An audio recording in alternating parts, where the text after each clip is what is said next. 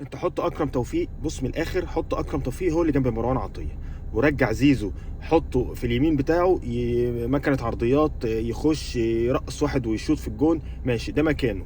تمام، هو بيعرف يرجع يدافع شويه قدام هاني.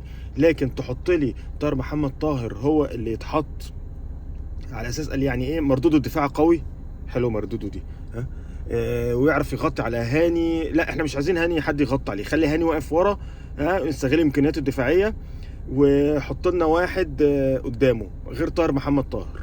مع كل الاحترام ليه كشخص، يبقى طاهر محمد طاهر يتشال وحط معاه مكانه زيزو. ده انت لو انت مصمم تلعب زيزو يعني، فاهم انت ازاي؟ ممكن تحط حسين الشحات. حسين الشحات انت جددت له عشان تنزله دقيقه 85، يعني انا مش فاهم الموضوع ده ايه يعني.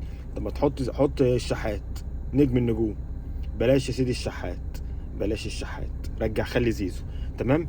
في نص الملعب يبقى جنبك قدامك علي معلول، علي محمود، سوري، علي محمود، او امام عاشور لما يرجع، ده لو رجع، وخلاص. واكرم توفيق هو اللي يقطع الكور، دي وظيفته، يقطع الكور. احنا مش عايزين منه حاجه، مش عايزين واحد ده يشغل مخه، اسمه دوت، يلعب بقى بكعبه، يعني الحركات بتاعته دي احنا مش عايزين. كوكا مسكين، مش دوره، مش دوره يلعب ست. كوكو بصير هايل، بيلعب بشماله، تمام، يلعب هاف شمال، يلعب في نص الملعب قدام، هو بقى وظيفته كده. في ناس كده عندها باد لك، اتوظفت كده مدى حياتها يعني، فخلاص، فدي مش دوره فاتظلم فيه. خلينا مستحملين بس كريم فؤاد راجل مسكين وبقاله سنين، حد قال له انه بيلعب بقى، بيعرف يلعب في اليمين ويلعب في الشمال، لا ده بقى احتياطي محمد هاني.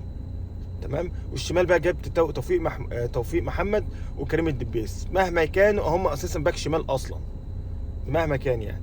وانت طريقه لعبك دي يا عم عموته حلوه وكل حاجه وزي الفل، بس انت بقى مش عارف امكانيات لعيبك. انت قافل علينا بقالك سنه، شهر اهو، مش عايز، واسرار، وعامل بقى حصص سريه، ومش عايز تذيع الماتشات الوديه، وفي الاخر بتنزل كده كانك انت مش عارف امكانيات اللعيبه. طريقه لعبك دي عايزه اتنين مدافعين صراع، انت ما عندكش السرعه دي، ما عندكش السرعه دي، يبقى ما تلعبش بالطريقه دي، غير الطريقه، العب واحد بس سريع.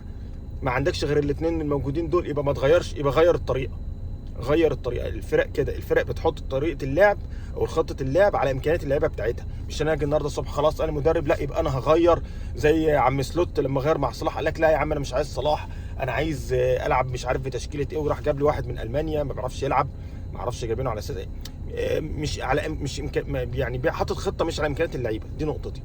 فهو لازم لغايه لما يجيبوا له اثنين مدافعين. ما هو الطريقه بتاعتك دي هتقعد تضغط بكل الفرق، واي هجمه مرتده باي لعيب هيخش لك هو الجون، فرق سرعات. مع كل احترام للجزار وهادي، بس دول عايزين يلعبوا في التكتلات الدفاعيه بره ارضك، وانت بتدافع هتلاقي الجزار ده احسن واحد في الملعب، بيموت نفسه، بيطلع كور. لكن الماتشات المفتوحه هو ما عندوش السرعات بتاعته، هتلاقي فيه شوارع في خط الظهر وراه. دي النقطه اللي انا عايز اقولها.